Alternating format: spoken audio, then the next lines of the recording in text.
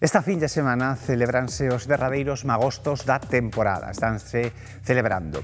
Foi un ano dunha colleita de castañas moi desigual en cantidade e calidade segundo a comarca da que se trate. No que sí houbo abundancia foi nas festas, sobre todo nas da provincia de Ourense. Non houbo concello nin parroquia onde os veciños non se xuntaran nalgún momento para degustar as castañas e o resto do menú que acompaña os magostos. Despois de 3 anos realmente malos, a colleita de castaña desta temporada foi bastante boa en canto a cantidade e, sobre todo, en canto a estado sanitario e calidade do froito.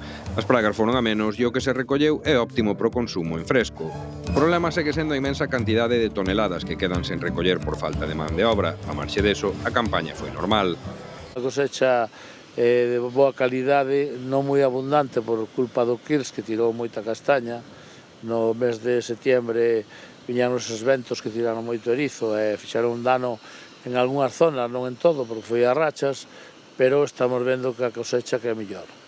Sabendo, pois, que habería suficientes castañas e de boa calidade, tocaba visitar o mercado para facerse co resto do menú. A carne de porco a grella, e especialmente a costela, os chourizos, os crioulos e a bica de sobremesa nunca poden faltar, como tampouco faltan o viño e os licores feito co bullo dos viños ourensáns.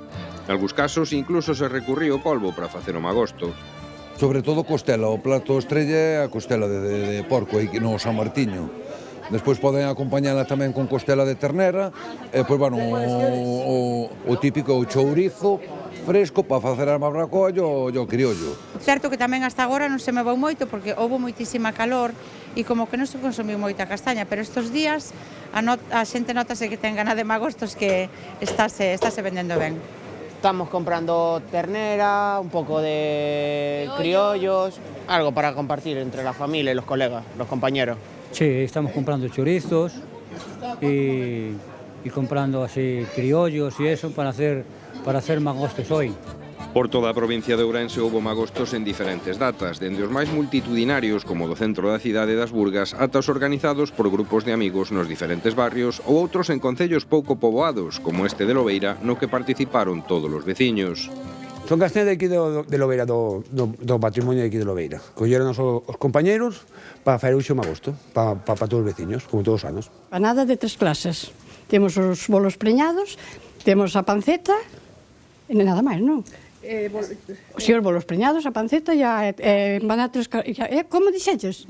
Bueno, as bicas de postre e as castañas, hombre, as castañas ten que estar sempre. Tamén os cativos desfrutaron das castañas e é que o magosto en Ourense ten unha importancia tal que permite pasar por riba do horario lectivo para manter a tradición. O magosto é unha festa que se celebra para